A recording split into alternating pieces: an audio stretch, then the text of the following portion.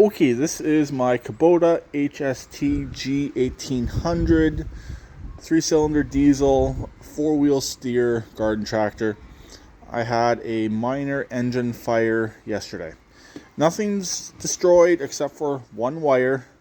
A few others did get melted a little bit, but they are fine. These are sensor wires. This one here is the constant feed, or is a feed to my shutdown solenoid. That is a temperature sensor, glow plugs, and the other one here is, I believe, an oil sensor. I do know where everything plugs in, so not a big deal. The big deal is this little wire right here. As you can see, it's pretty crispy. It is a ground wire. It was connected right up here by the shutdown solenoid, and it started life over here. So this side here is actually good. The rest of the wires from here over are good. The problem, what happened is, right here there was some corrosion. There was the wrong bolt in here as well. So I believe after the full day of use, starting and stopping the engine a few times, this bolt had loosened up, created a short, and it was no longer grounding the tractor through the actual engine and the ground through the engine. It was actually trying to use that tiny wire to ground the engine and start the machine. And obviously that is way too small to try and start this machine. This right here is the original ground. This is also getting replaced. It's not in the greatest condition. Yeah, this is also getting replaced. The end here, that bolt has pretty much met its life expectancy. It's pretty thin in this area right here as well. So this here is getting replaced. The positive, on the other hand, does have some damage as well. It was actually rubbing up against the crank pulley right here. So that needs to get patched as well. No big deal on that. So that's possibly what started some of it, but I'm pretty sure it was the grounding issue, because all the hot wires all seem fine throughout the machine. It's just that one ground wire that got melted.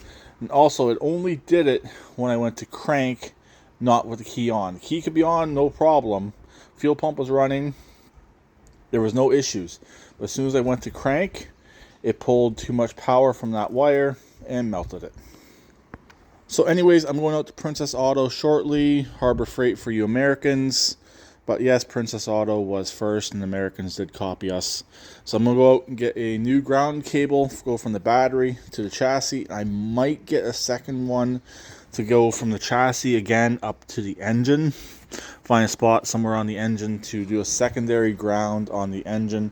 I will replace the small ground wire right here. I should possibly get some new loom to protect the wire.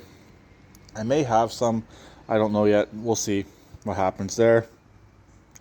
And hopefully get it all back together, go start it, and hopefully there's no more smoke.